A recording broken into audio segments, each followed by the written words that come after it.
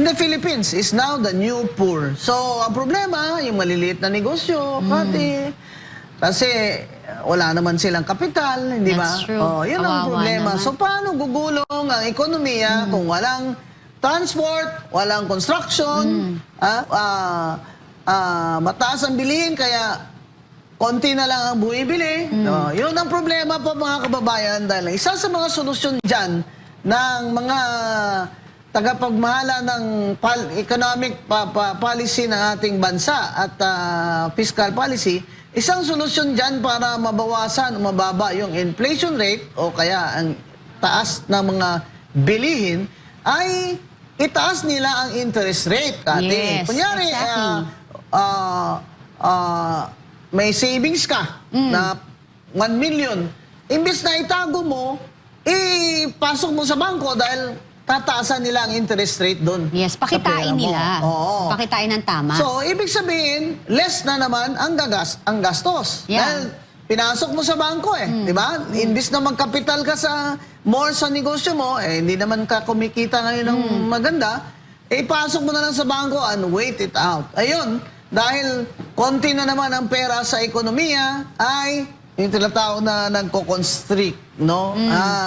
Kaya, ang sunod dyan, of course, this is already given sa lahat ng around the world na nangyayari. Pag tinaas ang interest rate ng bangko para sa iyong pera,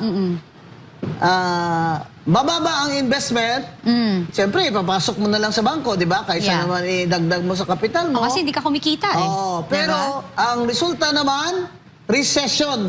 Ay, ewan ko na yan, recession na yan, PBBM, explain mo na sa amin kung paano mo. Susolusyonan. Oo, kasi nakakapagod na po. Kami naman kami po dito tinatanong din po ng mga kababayan kung ano po ang solusyon dyan. Ang oral argument sa Supreme Court about sa GAA.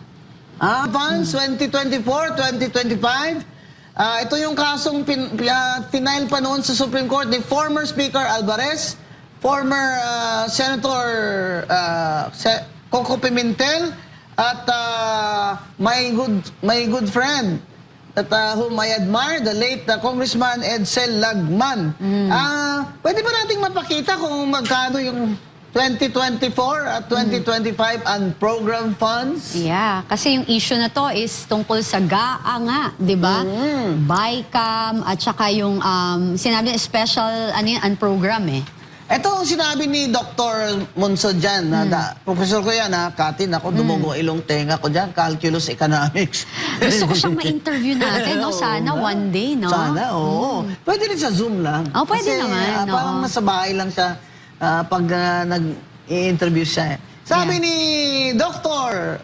Winnie Monsod, dating NEDA Secretary ni President Cory Aquino, dapat wala ng unprogrammed funds. Ayan. So, happy na naman ako na ako isang ayon po dyan kay Dr. Winnie Monsod. Dapat wala ng unprogrammed funds kasi yan po, walang dyan, transparency.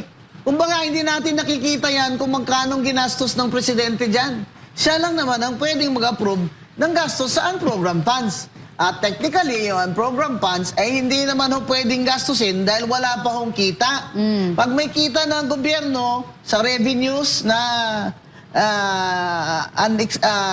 unexpected, na dagdag, saka lang niya magagastos ang unprogrammed funds. Di ba? Pero, yun na nga, kina-question dito sa Supreme Court ngayon, ni Congressman Alvarez et al. Na ito ay labag sa konstitusyon dahil wala itong limits at safeguards. Kumbaga, para itong bulsa de lobo ng presidente, di ba? Kung sa English pa, it's a kitty. Di ba? Parang, kumbaga ay Hugutin? Hukupit, pangungupit. Hindi. Huhugot siya doon kung kailan niya gusto ganitong project. Maganda, legacy project. Sige, kukunin niya saan program funds. Hindi, tsaka walang transparency. Yeah. Walang transparency. Kaya walang Later safeguards. release, doon Oo. nagsa-start yung for later release, parang Oo, nagagamit na pang bluff, no? Oo. Bibigyan kita, pero gawin mo to for me. Parang may mga kondisyones. Yun ang balita namin Sa na nangyayari. FLR, for later release. Ano Oo. ba yan, mga congressman at congresswomen? Ano ba yung FLR dyan? For later release. Yan ba may kaugnayan sa impeachment case ng Vice Presidente? O wala naman? Pero nauso lang itong for later release nung panahon ni Martin Romualdez. Yun, Martin Romualdez na naman. Nangangati talaga ang ano. Oo, sino bang makukulong? Wala pa ba nakukulong? Ayun nga, nabalitaan mo rin, magfa-file daw si Ombudsman Boying Remulla ng kaso na plunder against kay Martin Romualdez at kay Cheese Escudero. Tataka naman ako, ba't si Cheese? Ba't hindi yung yung mga binanggit na mas malalaki na kasabwat dun sa sa Oo, si Martin flood talaga. control. Sinabi ni Saldico Diba? Oo eh. May ebidensya si Saldico tsaka yung 18 na Marines, di ba? Oo naman. May natin sa bahay Yes. daw ni Martin Romualdez. Wow, maleta. Diba? Martin M. Romualdez. Yung middle name po niya, Maleta. Yun. Grabe naman. Totoo ba, Ombudsman Remulla, na talagang ipapile mo yan kay Romualdez? Di ba brand mo yan? Oo, Brand mo yan eh. Parang hindi naman ako maniwala sa'yo eh. Pero kung gagawin mo yan, aba, siyempre, I will praise you in my Facebook. Di ba? Talagang, at saka ibigay nyo na yung ulo ni Martin sa amin para tumigil na kami. Oo. Ibigay nyo na dahil siya naman talaga ang malaking isda maliban Yeah. kay BBM. Gusto nyo tumahimik ako about BBM, oy, kulong nyo si Martin Romualdez. Di ba? Pero Yeah. dapat may managot. Correct. May mananagot. Actually, tinatanong mo kanina, Kombing, kung magkano yung mga yung mga budget na nirelease nila for GAA. Ayan, the first approved budget natin nung under Marcos in 2023, it was 807.16 billion, over 3 times more than 251.64 billion in 2022. Grabe, ang laki ng talon. Pag-assume ni BBM, agad? Diba? Paldo agad, times 3. Oo, 800 kasi times 4. Halos 4, funds, no? ha? Oo. Yeah, tapos nung naman, 2024, it was 731.4 billion. Oo. Tapos nung 2025, medyo nahiya. Oo. It was 531.7 billion. Ba, binawasan ng 200 something. Teka muna. Reklamo sa Executive Secretary Ralph Recto na deficit siya by 200 billion. Kaya ang program funds, tanggalin mo na lang yan at huwag mong igastos yan. Hindi okay na yung deficit mo. Yeah. Yes. Para hindi ka natawagin ng mga tao, Vatman. Si Diba? Vatman. By the way, tanggalin na po ng VAT na yan. Yun ang mungkahi ko. Wala na munang VAT. Diba? Kasi, again, okay lang yung VAT sa mayayaman talaga, pero talagang ang sakit niyan pag bumibili kang gatas, ha? Ay, oo. Hindi ka naman PWD, hindi ka senior. Tsaka mahal ng gatas ng bata. Oo. Diba? Tsaka gamot, di ba? Oo, At yun yung tsaka mga sakit. lahat may VAT. Itong Pilipinas, ang pinakamataas ang VAT. Tayo may pinakamataas na tax sa buong mundo. Oo. Tapos, isa tayo sa 15 countries na at risk na pinag-aralan ng Asian Development Bank at ibang mga bangko. Na tayo, ang Pilipinas, ang high risk, kasama yung mga maliliit, na talagang poor countries like Nepal. Nasama na tayo doon sa high risk dahil sa fuel crisis at sa ating fragile economy. Yes. Kaya yan po ang program funds na yan. Wag na pong gastusin yan para hindi na magproblema si Executive Secretary Recto sa kanyang deficit. At mungkahi ko po, ay tanggalin na muna yung VAT na yan this year. Yan, maliban doon sa no income tax for those earning below 1 million and the government employees. Kaya, mga kababayan, maging mapagsuri po tayo na hindi naman umakyat ang ating kita, ang inyong kita, lalo na ngayon kung kayo ay nasa transportation sector, pero ang mga bilihin ay napakataas. Pumunta ako kati sa isang baking shop. Okay. Alam mo, mayroon akong imagination na fantasy na kunyari, marunong ako mag-bake ng cake. Yan. So Fantasy talaga. Oo, kahit pupunta ako doon kasi ang daming colors. Para akong bata, nakikita ko daming colors. Uy, daming colors. Ano Ang to? saya. Yan, mga balloons, mga cupcake, ano yan. Di pumasok ako doon. Hindi kasi hilig mong magganyan sa mga kids, kasi di gusto ba? ko namimigay akong cupcake. Oo. So, sabi ko sa tao, Nak, ano na bang presyo na tumaas? Kakataas lang. Sabi niya, harina po, flour. Oh my gosh. Oh. Necessity yan, ha? Oo, flour, baking soda, Yes. flour, Baking flour. baking flour. Diba? All-purpose. Ayun, all-purpose flour. Ay, lahat, umakyat na po yan. Hindi pa umaakyat ang kalamay, ang sugar. Yan naman, lugi naman kami sa inyo eh. Kaming taga-Negros Occidental. Oo. Tinataas niyo yung flour, yung aming sugar, hindi naman tumataas. Ha? Nagsasmuggling pa kayo dyan. Ano naman ang laban namin sa smuggling? Siyempre, mababa yung presyo nila kaysa dun sa aming mga sugar farmers. Yan. Sa totoo lang, dapat managot kayo dyan. O, ayan, no? Kaya nga maganda na yung 2024 at saka 2025 ay pinag-uusapan ngayon at gumagawa ng oral arguments on the legality of the unprogrammed funds Sana, and desisyon na special agad. accounts, di ba? Oo, For both sana. fiscal years, di ba? 2025 allocation po kasi is reports indicate that 2025 budget includes approximately 160 billion in unprogrammed appropriations.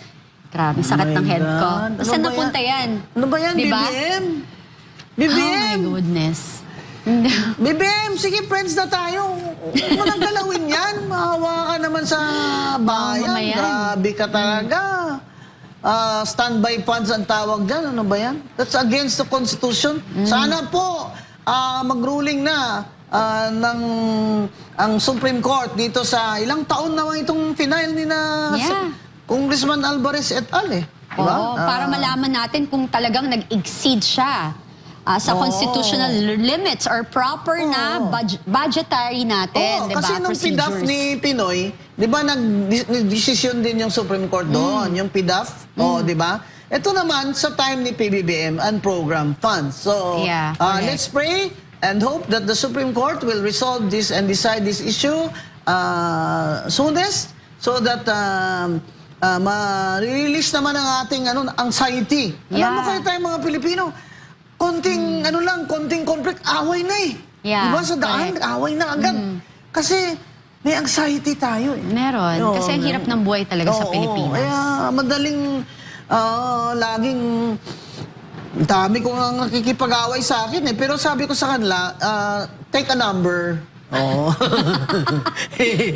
Take a number lang kasi mababa po ang anxiety level ko ngayon. Kakabakasyon ko lang.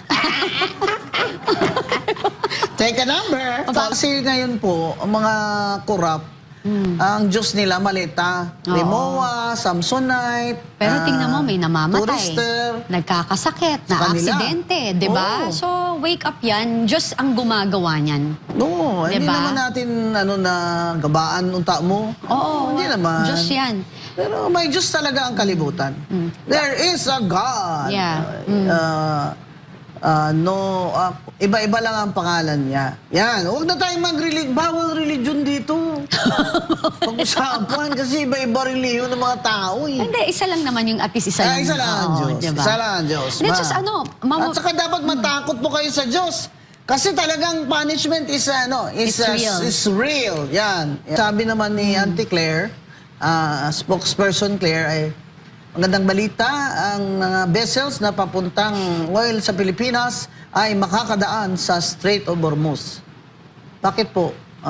Meron ba tayo? Meron ba, meron nga ba Meron tayong ba tayong Meron may vessel ba talaga? tayo for that? Oo, tsaka siyempre makakadaan pero babayad po. Yes. Additional $1 per barrel. Ano naman yan? You won per barrel. Sakit na naman. Sakit Yeah. na naman sa bulsa at ano nga ang Tummy? Chan? Ang sakit at ayun basta yung Kabag? Wala na makain ba? Mga Oo, tao, konti na lang. Kasi Nalipasan ng gutom. pera mo, 500. Siyempre, kung apat kayo, ano na lang ang pagkain dyan ng mga Yeah. bata. Kaya ako po, kain ako ng kain ng monggo. Dahil nabasa ko na pag yung monggo pala, ay pwede mong itago yan ng ilang taon. Baka naman magka-arthritis ka dyan. Ayun lang, kaya arthritis. Pero payo lang po sa mga nagtitipid. Yeah. Yung munggo ay may protina. Yes, At yes. sa ngayon ay mas mura pa siya. Kaya yung mga bata po, pakainin ng protina. Pero wala eh. Baka Magkano na naman ang kita eh. Baka pagkatapos natin sabihin mura yung munggo, biglang taasan nila. Oo nga. Ano ba, BBM? Bayaran mo na yung 203 billion mo sa estate tax ni FM.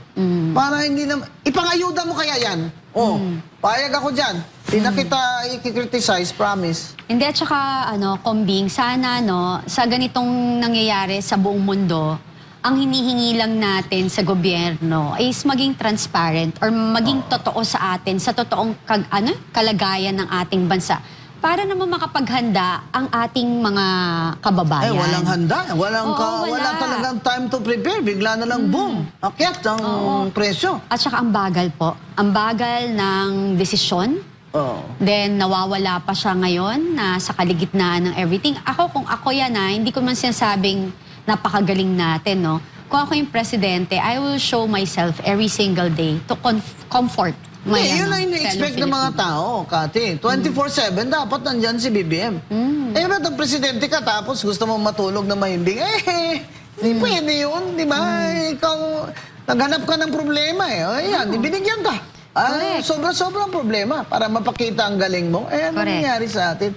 Mr. President, maawa na po kayo sa mahirap. Talaga pong kapit na lang sa patalim ito.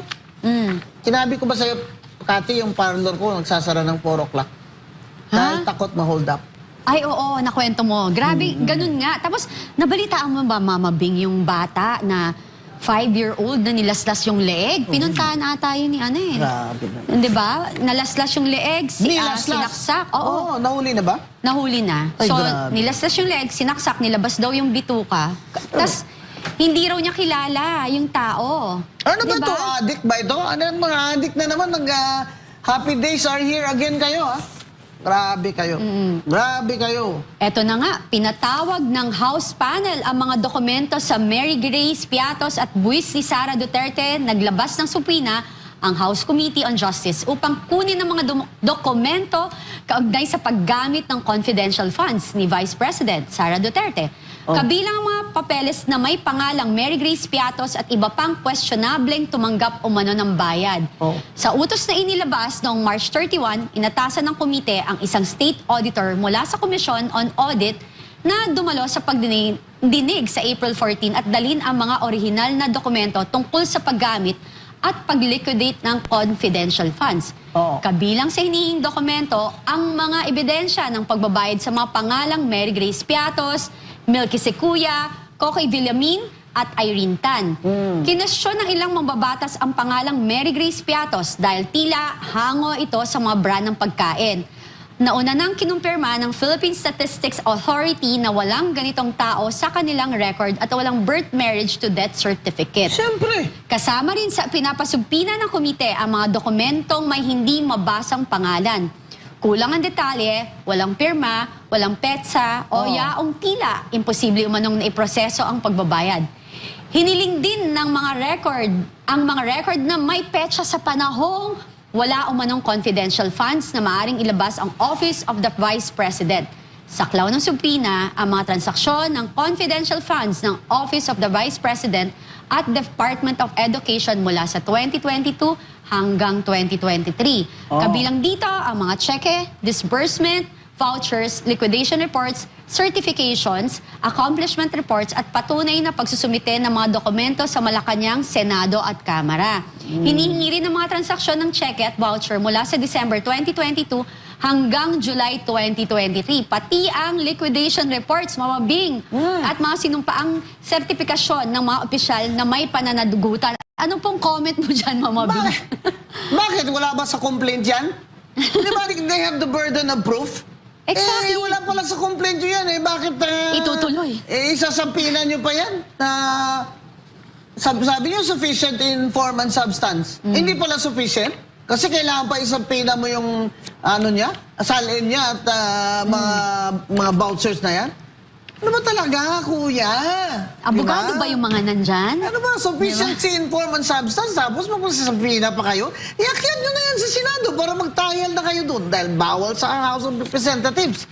Ayon sa konstitusyon, bawal yan na mag-mini trial kayo dyan dahil ang trial ng impeachment ay solo lamang na kapangyarihan ng Senado. Ayun, itong mga Mary Grace Piatos na pangalan sa confidential fund. Sinabi ko na yan, Cathy, doon sa YouTube ko noon video sa Facebook, na sa liquidation kasi, pwede naman siya for security reasons na maglagay ng mga pseudonym. Kumbaga ay alias na mga pangalan. Pero meron siyang totoong tao na nag-receive ng nag-receive ng mga funds na yan. Ngayon, itanong natin sa COA, bakit kayo nag-unmodified opinion sa confidential fund ng Vice President? Kung may mga pseudonym dyan. Di ba? Dahil allowed naman yan. Kasi nga, that's confidential fund. Allowed yan as long as meron namang patunay na citizens na correspond doon sa pseudonym na Mary Grace Piatos. Kasi ang hirap ng ganito, political talaga itong impeachment na to Kasi hindi na nila matatalo si VP Sara. Kaya kailangan i-disqualify na lang nila. At balita ko, pag bumaba daw sa survey si VP Sara, ay baka tatakbo uli si Martin Romualdez sa kanyang original plan to run for president in 2028. Lord. Nako. Diba? Meron Have akong mercy. may naririnig ako na term, hindi naman ako abogado, no, Attorney Granson. Gusto ko itanong, may ituturi bang usurpation of authority, usurpation of authority or power ng Senado? Oo. Ang ginagawa ng nakalagay Kamara? sa konstitusyon ng trial of the impeachment cases lies solely on the Senate. Di ba? Kay Chief Justice Davide noon, impeachment sa kalaman sa kanya. Sa kay Chief Justice Corona, di ba? Ang trial doon sa Senate. Kay Erap, di ba? Doon sa Senate. Yeah. Doon sila ngayon magpakitaan ng ebidensya at magko-cross-examine doon. Ito, sabi nga Halatang-halata, ni no? Congressman Rufus what is the basis of this in the Salin? Sabi niya kay Congressman Ridon. Sabi niya well, there's no basis. How can you subpoena? Yeah, abogado. Pambira naman, para namang di tayo nag-practice niya nasa court of law, Paano mo isampina yun wala kang basis? Lalo na dyan, impeachment dyan. Dapat mahigpit talaga ang rules dyan kasi hindi naman natin pinag-usapan ordinaryong bagay, di ba? Hindi mo pinapa-disqualify mo ang kalawang pangulo. Tapos ganyan-ganyan lang ang rules nyo dyan kung ano lang gusto nyo gawin. Nabababoy. Isampina daw nila yung SALN. Nag-object nga si Rufus, Congressman Rodriguez. Na-question rin pa yung gusto nilang isumpina na mag-witness. Si Madriaga rin. Ngayon naman, sabi ni Ombudsman, ready naman daw siya na i-release yun. Di i-release nyo. Hindi kayo. Ano ba talaga, kuya? Correct. Sa mga bading, paano ba i-test? Hindi ko na kaya i-test. Iakyat nyo na yan sa Senado at mag-trial na kayo doon. So, you're wasting our taxpayers' money. Exactly. Diba sinasayang nyo sa kalagitnaan crisis ng na. gera. Diyos ko, gagastusin nyo pa ang pera ng bayan. Mahiya naman kayo. Wala nang laman ng sikmura ng mga mahirap. Ayan. Sa totoo lang, galit ang mga tao sa inyo, kayo may mga maleta dyan. Correct. Sabi ko nga, di ba, yung na raid nyo na yung mga bahay ng mga kasabwat dyan. Sure ako, baka may cash dyan. Tapos i-donate nyo sa lahat. Nako ha, biro lang yun. Biro lang. That's just a joke. It's just my idea. Yung ayuda, Kati. Kaya hindi sapat yung ayuda dahil deficit. Dahil na deficit, dahil trilyon-trilyon naman ang ninakaw nila. Tapos, wala namang nakukulong na malaking isda. Di ba? Correct. So, Correct. kung hindi tayo ninakawan, nag-crisis tayo ng ganito, walang Hindi, problema ito. Kasi kaya ng ating government funds yan na mag-ayuda ng tama sa mga tao. Naiirita ako, Kombing, kasi gigil na gigil sila sa 120 million pero hindi ayaw nilang pag-usapan sa Kamara ang trilyon na nawawalang Correct. confidential fund. 129 million. 129, hindi, 1.3 trillion na flood control Yung projects. kay VP Sara, 129 Oo, million. di ba? At saka confidential fund lang. Yes. Grabe kayo. Oo. Yung plunder, dapat may transaction yon. Oo. Ano naman ang transaction dyan sa confidential fund? You Correct. have to prove na binulsa niya yung 129. Ano? Binulsa niya yung 1.2, 12.5, yung gano'n. Ano ba yan? Hindi kasi Mama Bing, ang nanggigigil naman doon sa confidential fund niya is yung mga makakaliwa. Nakalimutan niya kasi gusto nila malaman kung sino siguro ang gusto At nila. mga tao ni Yes. BBM Oo. at ni Martin, siyempre, Yes. di ba? Kasi Oo. takot na takot sila manalo ito si VP Sara Duterte dahil may mananagot. Oo. Yan. Kaya ayaw niyo siyang maging presidente. Kasi kayo naman na may kasalanan, ninakawan niyo naman ang kaba ng bayan. Tapos ngayon, lahat na lang gagawin niyo para hindi siya makatakbo. Oh. Ang Correct. gaya dyan si Martin Romualdez, kaya nalo dyan sa district niya, wala namang kalaban, Kati. Oh, at saka, Pinapa-disqualify. yung overstaying ng party list nila. Ah, Political hindi. dynasty. Oo. Ibang level din, no? Four terms na ito ni Yeda Romualdez, mga kababayan. First time lang ito nangyari, sa, na ang asawa ni Martin na si Yeda Romualdez ay nakaupo ngayon as third nominee dahil pinaresign nila ang third, fourth, fifth nominee at inapprove naman ni Chairman George Garcia pangapat niya ng term ito. Kasi ng unang term niya as congresswoman. Second and third term niya as tingong party list. Di ba tumakbo siya congresswoman Yeah, dahil si Martin tumakbong Senado at talo Correct. na ulats. Correct. So, pang-apat niya na ito, alam na alam nila dahil may Na mga bawal. abogado sila na bawal yan sa konstitusyon pero hinayaan pa rin ng commissioners at ni Chairman Comelec Garcia at siya mismo si Yeda. Pinirma niya doon sa certificate of nomination niya na I don't have any of the disqualifications. Wow, grabe. Di ba ano yan? Hunger for Falsification power yan talaga. ng public document. Greed talaga, no? Ay, Grabe. yung takaw talaga. Takaw sa salapi. Kasi, dyan, hindi pa sapat sa kanila na yung si Martin, bilyong-bilyong funds, hindi pa sapat. Tingog. Kailangan tatlo talaga ang makaupo. Kaya pinasok pa yung asawa para talagang wala nang kaduda-duda loyalty sa kanya. Yeah. At ilang bilyon ang Correct. nakuha niyang funds. Ang sabi ni Congressman Erice, Yeah. ilang bilyon yung funds na yan na nakuha ng tingong party list at mga kababayan. Correct. Yan nga aking recommendation. Kaya tinext ko po si Senate President Soto. Ay, hindi ko lang alam kung binabasa niya, pero tinext niya. Na ang suggestion ko, isa lang ang party list, rep, kahit may ano ka lang, may... Di ba, ganun pa rin naman 2%. Pag kakakuha ka ng, kung hindi ka nakuha ng 2%, another round, di ba? Pero isa lang. Kaya po grabe ang vote buying dyan at nakawan ng kaban ng bayan na pinamimigay nila sa voters ay dahil hinahabol nila yung 3 seats para marami silang perang Pera, madidekwat. exactly. You see? Yan ang, kaya masama Grabe. talaga yung ginawa ni Martin Romualdez at ang asawa niya. He put her at risk. Di ba? Yeah, Imagine oo. violating the Constitution and the law. Yeah. May mananagot talaga dapat. Ay, May hindi po- managot. Dapat may managot. Kaya ayaw nila si Sara Duterte manalo eh. Kaya ito yung impeachment. Pero again, when you look at all these things happening in the House, at Bibo Sil, si Congresswoman Luis Tro, Yeah. wala pong naniniwala na totoong fairness ninyo dyan o due process ninyo. Wala na pong naniniwala dyan. Oo. Kaya, mabuti pa, iakyat nyo na po yung kaso, ang tinatawag na articles of impeachment, doon sa Senado at doon na po kayo. Magpagalingan na po kayo ng ebidensya doon. Kasi sayang ang pera ng bayan, di ba? Yung imbis na Panahon. gagamitin nila dyan sa hearing na gagawin nyo, gamitin nyo na lang sa mga taong naghihirap. Example dyan, di wag na kayong kumobra ng sweldo at yung inyong sweldo ay pamigay nyo ng ayuda dyan sa may hirap sa distrito nyo. Di ba? Correct.